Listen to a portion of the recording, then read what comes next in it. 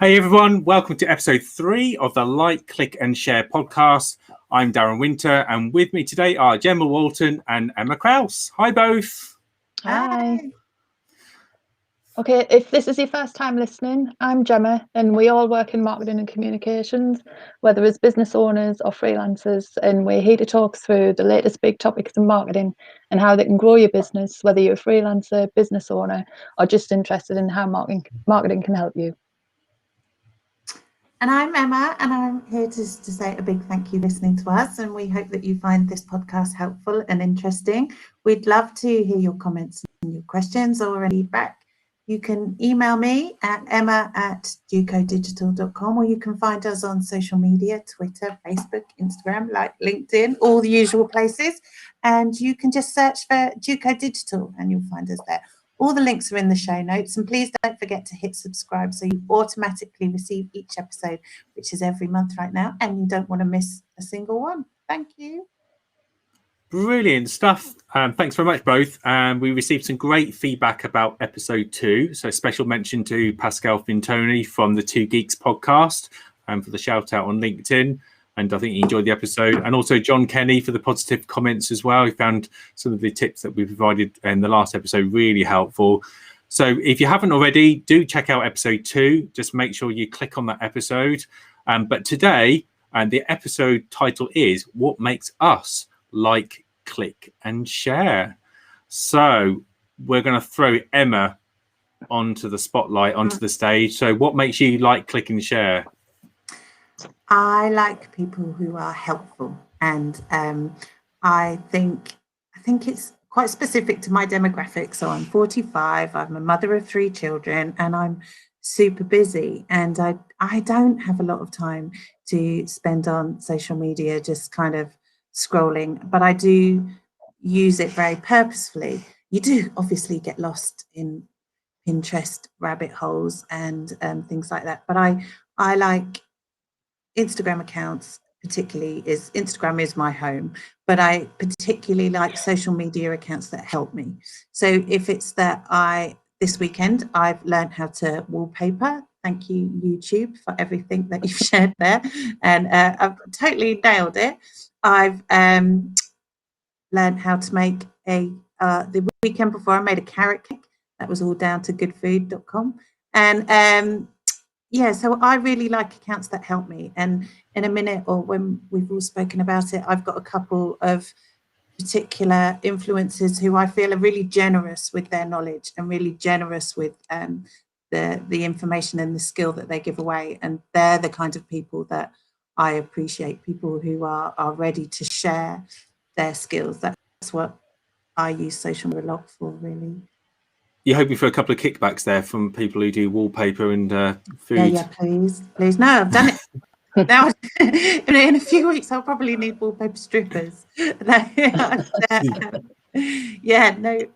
I think people would look at my wallpaper and die. I can't imagine I'm going to get many sponsorships for my wallpapering skills.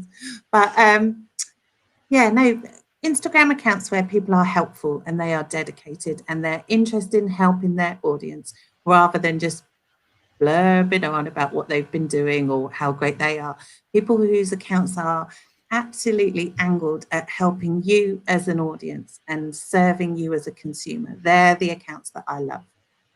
So getting a bit more granular here, so because all that's great, but then when you went into YouTube, or when you went to that platform, so what did you type in? There would have been hundreds of different people. So what made you stick to the one platform, like the one channel, sorry, not platform? What made you keep to that one channel rather than keep looking and keep finding people? I suppose so I understand how different platforms will serve different needs. So, for example, if I'm looking for a video that will tutor me on something, then I know that the place for that is YouTube or TikTok, I guess. TikTok, I've learned some quite cool moves from. So I'll go to YouTube and I'll literally type in how to put up wallpaper, and there will be exactly loads of influencers and people who've loaded videos. I'll find one that's a reasonable amount of time and clear instruction, well put together. and you can usually find what you need in a 5-minute tutorial. I've learned some good skills this weekend, and I try and impress my husband by oh, look, I learned this off YouTube, and he's like, yeah. But no, and it's easy to find what you need, and people are so generous in their sharing of their skills, and then I'm impressed, and I have, through other influencers, gone and brought courses or services of people who have given away and shared their knowledge for free in the past, and I've used that then to buy services off people, because if they're giving that away for free, what are their paid services or their paid information must be even better, and that is usually the truth too. So yeah, you can use many platforms for different things. Facebook, LinkedIn, they're not so demonstrative. They're not so you wouldn't necessarily find, I guess, a wallpapering tutorial there, but there's different platforms for different needs, will serve you for your needs in different ways. Okay, great. And what about you, Gemma? I'm with you. I mean, I do like stuff that helps you. But my favorite part of it is like the storytelling aspect. So yeah, I like listening to people tell stories. I really like visual content, stories, even when they're just pictures on Instagram. I'm really into photography and like street art and stuff. I enjoy watching TikTok and the videos that people create. But for me, I like to watch people and listen to the story that they've got to tell. So for you then, do you kind of, your behaviour when you look at kind of socials, do you kind of go from channel to channel to find something that kind of, that has got that story element to it? What kind of stops you to think, actually, I need to take a bit more of a closer look?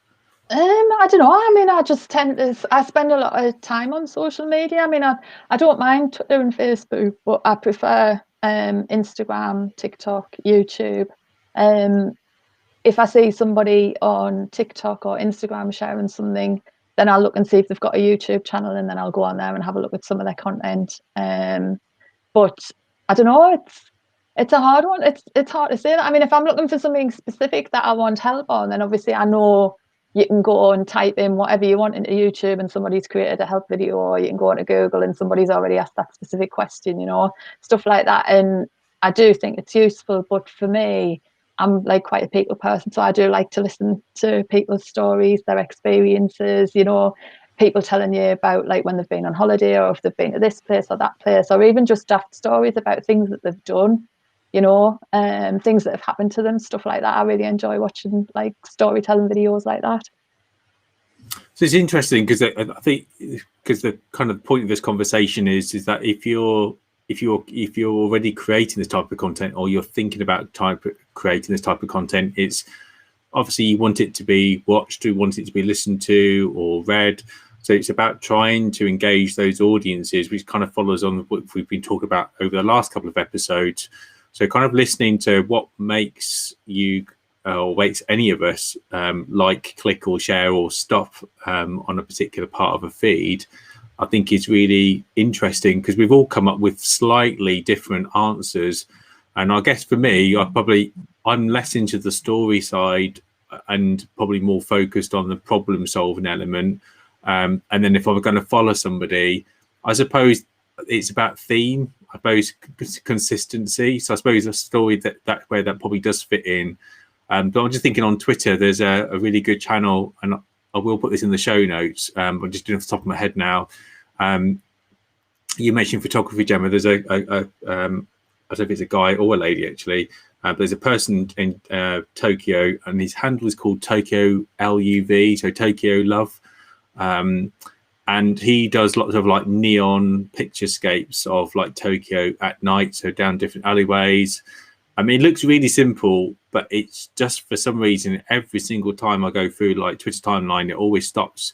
And I'll look through, and I've been to Tokyo a couple of times, lucky to have been there, but I always think, oh, whereabouts is that? Or can I kind of guess? Or what's it trying to get at? But it's just really interesting, but really kind of simple. And I'm into travel and in kind of all that type of, I know, kind of exploration, I suppose. And it is just a simple photograph, but I don't know, just the way he does it. So I think it's just, or she does it, is just really interesting. So I'm trying to think, like, so what makes me kind of stop? So I suppose the unique content, so it's being different. So sometimes I think a lot of people follow the crowd because somebody else has done it. They get thousands of followers, or they do it and they've got loads of hits. It doesn't mean to say that when you do it, it's going to be the same. And I think that's probably one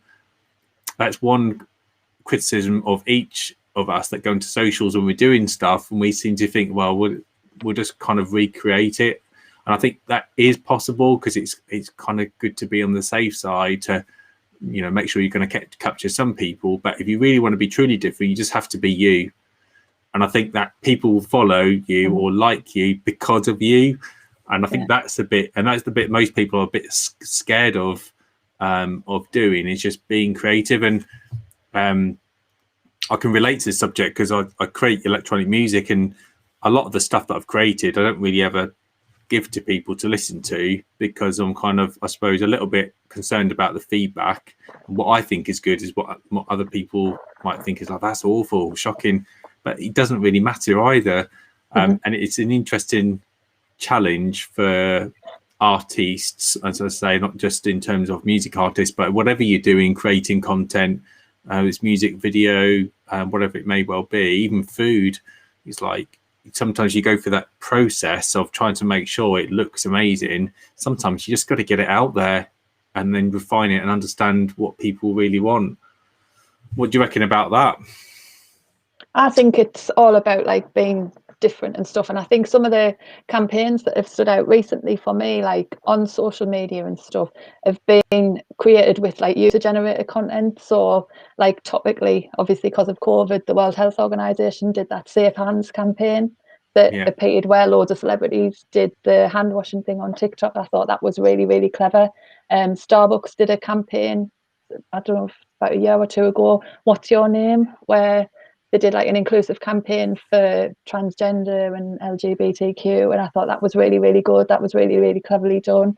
The Apple Shot on My iPhone online campaign that they did, obviously, that worked really, really well. And I think it is about being different and having content that's different and content that stands out, because like you can't just copy somebody else. And I think that for me is the type of content that stands out. It's visual content, things that are different. I like to see like that shot on my iPhone, different types of photos that people have taken. I enjoyed watching the different Safe Hands videos that were on there, showing different celebrities and their take on things. And some were quite like boring and just stood there and washing their hands, but some were quite engaging and had really thought about it and done something like a little bit out there and a little bit different. And I think those types of campaigns are the campaigns that you remember. You know, I think another one would be like the Dove Beauty campaign that they did on social media, with everybody sharing different posts and pictures about them with and without makeup and things like that. I thought they worked really, really well. So I think it's trying to think outside of the box. It's different types of content. It's things that are not just like the typical things that people post on social media that I tend to like. What about you, Emma? Is there any particular things that kind of like stick out in your mind when it comes to socials and advertising? I think what's interesting from what Gemma said and what those big brands do so well is really understand their audience and how they want their content to land. I do, through my day job, work a lot with Not on the High Street, and they are so brilliant at knowing which way what their audience had for breakfast, or everything about the how they're going to segment that. And I find then that their social media is just so perfectly targeted and perfectly curated for that. And I think when I look at my children, my teenage children who barely watch television anymore, all advertising and everything is delivered to them as a campaign, as a social media campaign, and they are completely influenced by that. I think myself as well, all my consumerism, if you like, is through social media. And so when campaigns like the Dove campaign are delivered to me beautifully and completely to my values and completely in the right place at the right time, when I will be on social media during, you know, the time in the day, it's delivered, and it's delivered in a concept that is absolutely curated. For me, it's successful. And I think that's what we need to be considering, again, as creators of social media, how we understand our audience and how that is going to land, and that again, it has to be helpful to them. Is it helpful because it's entertaining, which my teenage children just want a laugh and it to be entertaining, or is it helpful content because it's resourceful, which is what I'm looking for? But understanding that market is why those big brands are so successful, I think. Yeah, absolutely. It's I mean, especially in terms of advertising, because of the costs that people or companies put behind those adverts, and even on socials and stuff, you know, it's not just a couple of clicks, it's, you know, hundreds if not thousands of clicks, or hundreds of thousands of clicks. So there's a lot of money that they have to spend to get those clicks, but also just the placement and trying to get it there as well. So it is important about understanding your customer, but that should also be the same rules for all of us, for all the businesses, even just for ourselves, even for freelancers. You still need to understand your audience in order to have a presence, in order to be relevant.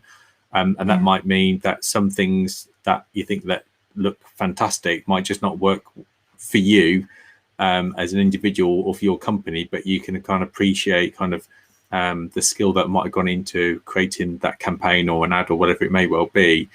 I agree that I've definitely seen over the last year more of a trend towards user-generated content. I mean, especially with the pandemic, and I mean, I don't watch live TV, but I do watch catch-up TV. So Channel 4 in the UK here, I mean, I think they were forever showing the Microsoft Teams advert on the coffee chain down somewhere in the southeast. I'm so fed up seeing the damn thing. But the actual ad is good. It does really, because it is their content, people talking about their experience, about using a solution for them to move on in their business and connect with their audience. And I think that's like one successful campaign, but only purely just through repetition. They kind of like, they got that there. I think what's interesting is also is making sure that the promises of the campaign and the ad lead up to the experience as well. And I think that's maybe for a different podcast, but I think you can throw as much money as you like and have an amazing campaign, but it is really important that and it sounds really obvious, but when people then go to use that product, it needs to do what you're kind of promising people, that you're kind of encouraging them to think it's going to be able to do. So there are, you know, teams that, like, just use that one example, is hit and miss. It has been like for about 6 months, and I was real, you know, I used nothing else but Teams this time last year, but like this year I've had to go and use Zoom because Teams is unstable, is not that user friendly. So it's interesting that, you know, for me as a consumer in the B2B sector, that, you know, two competitors that the unlikely platform that I didn't really want to use, I'm now going to probably end up using and leading on, where Teams has still got a lot of catching up to do, and it's now got to get its platform sorted out. But they're spending a huge amount on marketing. So, but I don't know, it kind of, for me, it's a bit of a danger where you're spending so much on the marketing, but I not saying you're not investing in the platform, because you are, but the day-to-day experience is still not that great at the moment. And I think that has to be a consideration if you're going to be sort of spending lots of money. What do you guys think about that? Yeah, I think it's a tricky one, isn't it? Because you have to spend the money to get out there, but it's you don't always get back what you spend. You know, it's a tricky one, I think. And sometimes I think, obviously, with Teams and stuff, I know what you're saying, Darren. There's been a few like hiccups and things recently with the platform, but you don't anticipate that. I think when you're putting everything together, you don't anticipate that that is what's going to happen. Do you know what I mean? I think you try to cover all bases when you put your plan together and your budget and your ad spend and everything, but then you don't really know that that's coming, so you can't really plan for that. But I think, like, the way that I think that obviously they're doing it is, the more people that see the ad, the more people will be inclined to use the platform because they'll remember it. So if they are there and they are everywhere, then that's going to be the one that you think of, because they're the one that do the advertising, you know. So it's, I don't know, it's a tricky one, isn't it? You don't want to waste money on your ads, but it's, I don't know, you have to, don't you? But I guess I think nowadays, the costing for the ad campaigns and stuff, people tend not to spend that amount of money that they might have spent like years ago, you know, like with like the Benetton campaign, Levi's campaign, like the big Nike campaigns and stuff, you know. People would spend millions on a campaign, you know, whereas now, yes, you might spend hundreds of thousands, but you're not doing it as, I mean, obviously a lot of the bigger brands are, but a lot of the smaller brands aren't doing like TV campaigns. They're not doing billboard campaigns because they can't afford to, and they tend to find that they're like, a lot of their audience is online, you know, so that's where they would rather put their money in, because you can show more of a return on investment with like pay-per-click ads or digital display ads on other like retargeting platforms, whereas it's quite difficult to put into like monetary value how much you're getting from spending all that money on a countrywide billboard campaign or a countrywide television campaign. You know, it's quite difficult to quantify that, whereas marketers can prove more the value of the marketing online, because you can see the visits to the website, you can see how many people have clicked on the ad, you can see how many people have filled in the contact form, how many people have like followed everything through and bought everything, or whether they've like dropped off in the basket, you know, so you can make the changes. Whereas once that advert is out there, whether or not it's like a 3-month campaign or even a year campaign that people used to do years ago, it's not the same, you know, because you really don't know of that £1 million or whatever it is, how many people bought the trainers or bought the jacket or whatever because they saw that ad on the side of the bus or saw the advert on the telly. Do you know what I mean? So it's difficult because things have changed so much, haven't they? It's always been that way. It's been very, very difficult to measure. If you're going to spend, you know, £250,000 on print ads in like Vogue magazine or whatever it may well be, it's like, how can you prove that it's that elevated your brand awareness or kind of led to sales, as well as everything, all your other efforts? I mean, I suppose it's just all about constantly surveying your customers and making sure you understand their attitudes and making sure your finger is on the pulse of the market, that you understand your customers in and out. There's lots of kind of ways like that, but it's very difficult. I can see you coming in there, Emma. Do you want to add to that? I think it's about how engaged an audience is, and an engaged audience don't just want to be sold ads all the time. So I think that brands are using influencers who have already created and spent a long time nurturing a very engaged audience, and might have 250 or 300,000 followers who are very invested in what they were saying. So, for example, you're better off placing your trainers in front of that audience who already care and who are already open to receiving that message. But it's part of a broader conversation about trainers and lifestyle and much broader kind of things. But just being sold at all the time by big brands is just out of date and not attractive to a lot of people. I think some people find it quite crude in these days and times. And clever companies who are still trying to sell, obviously, have changed their messaging around ethics and values, sustainability, diversity, and bringing in much broader elements to their conversation than just sales. And that's what successful brands are doing, and it's about placing that content now in new ways for your audience to find it. are probably less aware than we should be of the things that we're just getting targeted ads and campaigns that are just for us. So what I'm receiving is completely different to what my teenage child is receiving, just because of the amount of information that is understood about our consumption of social media. And companies are aware of that and able to use that, and we take part of it. I'm not anti that, I'm not afraid of that. But even though 5 of us live in the same house under the same roof, we will all be targeted and receiving different campaigns, and it's important that that's right, that's good, and that's clever, and it's about, again, understanding the audience. So if we go back to our people creating content, they must understand where they want it to land. They must understand how they're going to get it to the right people, to use the right platforms, to do it at the right time, to do it in the right tone. So it's about what you're doing and how you're going to get it to your audience, I think. There was I know I didn't really pre-script this bit, but just following on kind of what you're saying about sustainability and kind of ethical approaches, and we've talked about kind of relevancy and brand and all that type of stuff. An interesting one that kind of appeared to me over the last couple of months is Levi's, because I suppose, well, I'm in my 40s, so when I was growing up, being a teenager, so like Levi's was key brand, and it still is, but there's a lot more competitors out there in the market there now. But I understood Levi's part of their kind of culture was that it's something for everybody.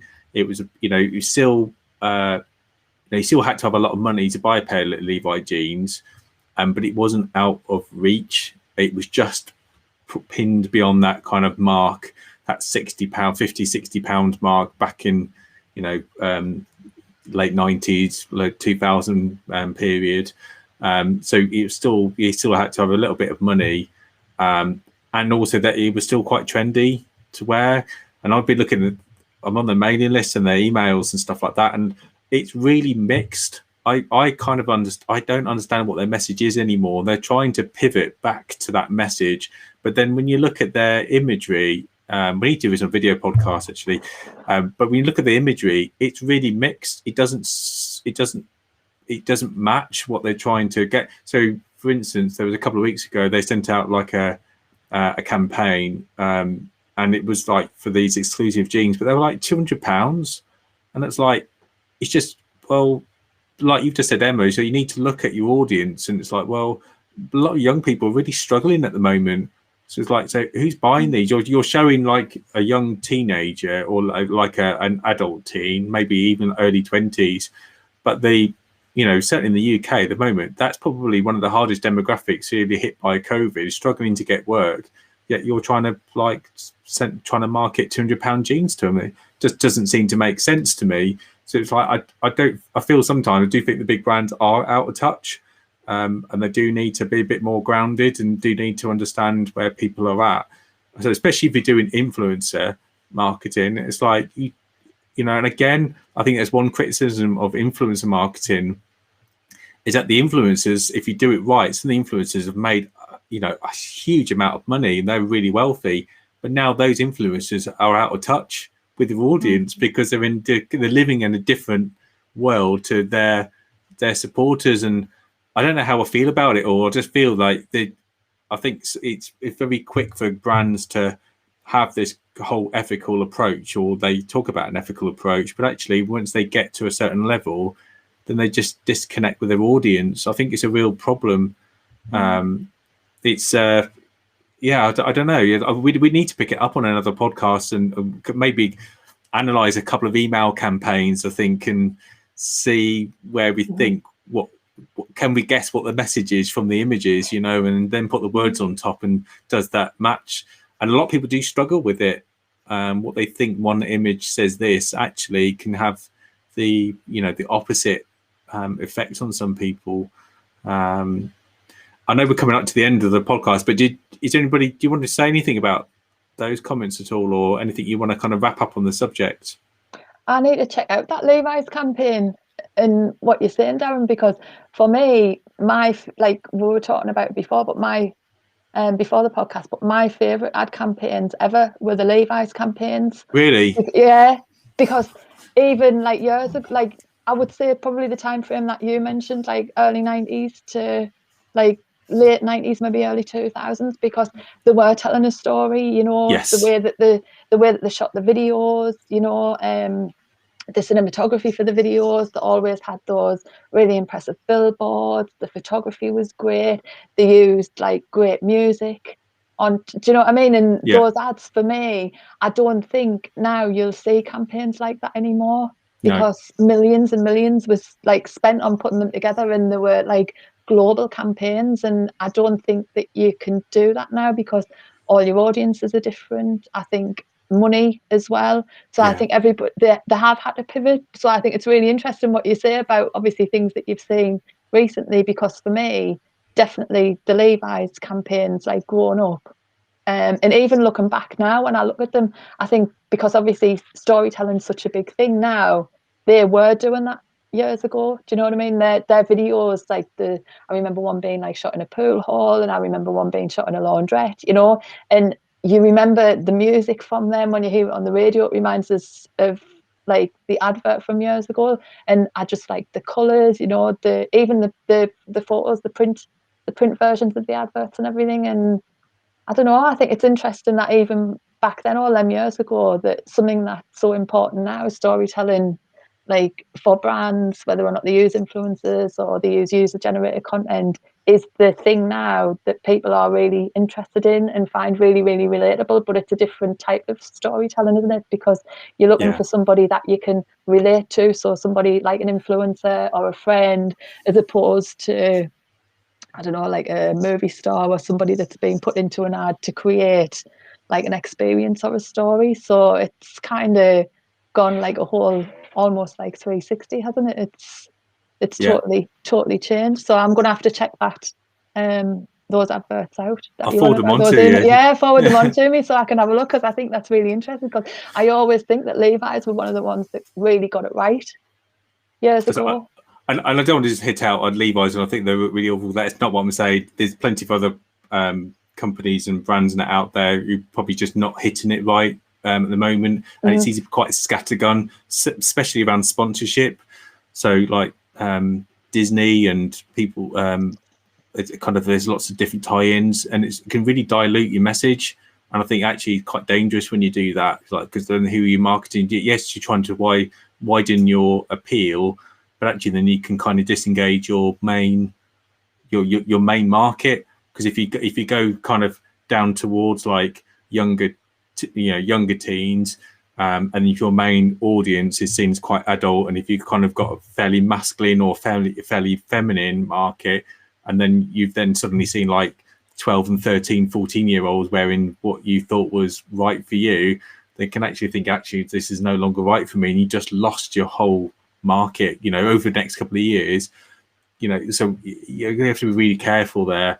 Emma, I'm gonna let you have the final say. No, but big brands have no excuse. We are giving away, and they have got all the money, and we are giving away so much information all the time about what we want to watch and what we want to look at, and they have got every ability. Social media allows big brands to be so flexible and so targeted, and they don't have to spend £1 million on one billboard. They can do 1 million different adverts that are perfect for me, perfect for you, perfect for teenagers. They have every ability to deliver content that serves their audience so much better now. They've got every flexibility to nail it every time. So to just read the room wrong isn't kind of, that's their mistake. But in terms of delivering content to the right people at the right time, it has never been easier.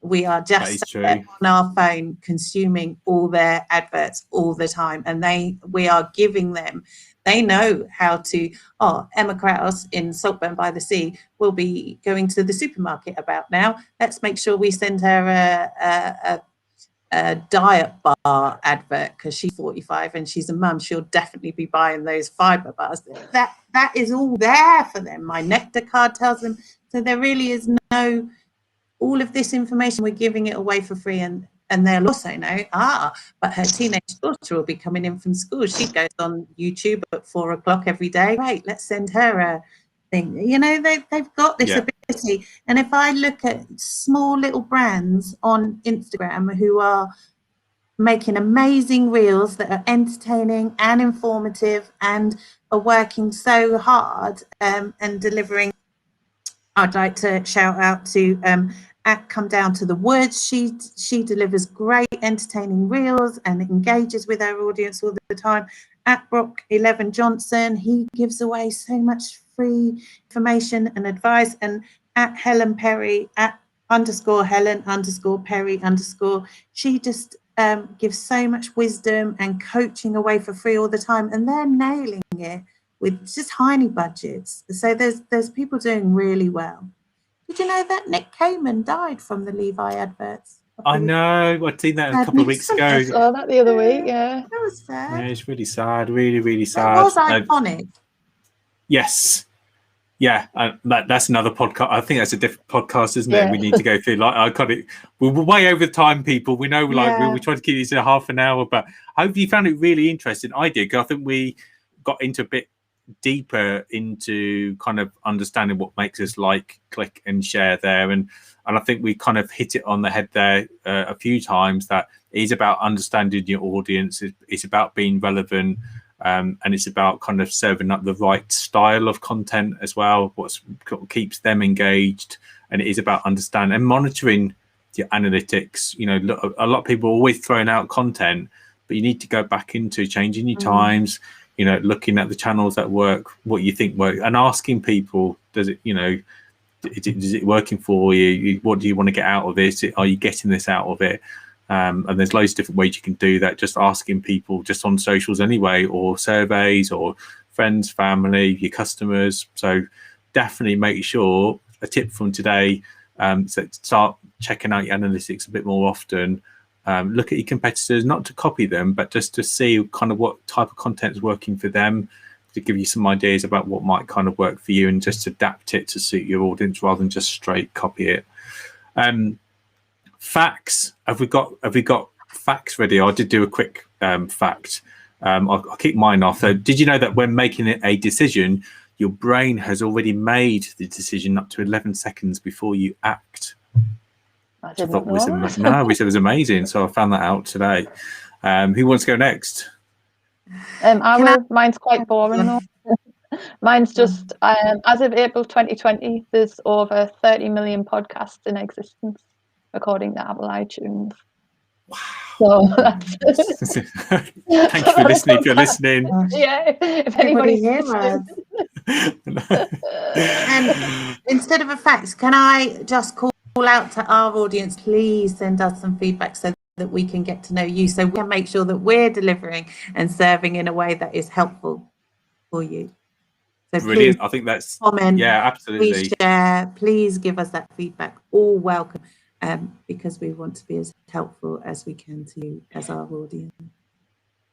So and on that, it's just a little tip. So what we're doing next Wednesday, after a couple of prompts, remember, we're going to have a little show meeting, just talk through some ideas for podcasts. So that's one example of what we could do, and to try and find some niches of topics to make things interesting for people to come back and listen. So I hope you found this podcast useful. Let us know if you use any of the tips, or if you've got any comments about some of the ideas or the thoughts that we have today. Our email address and social channels are in the show notes. And like Emma said, do make sure you hit subscribe to receive the next episode automatically. But we'll be back in 2 weeks' time. We're going to make this a fortnightly podcast, and there's talk of a video podcast as well. So we're trying to innovate. Hopefully we'll catch you on a few different platforms. But I hope in the meantime, just keep safe and well. Take care.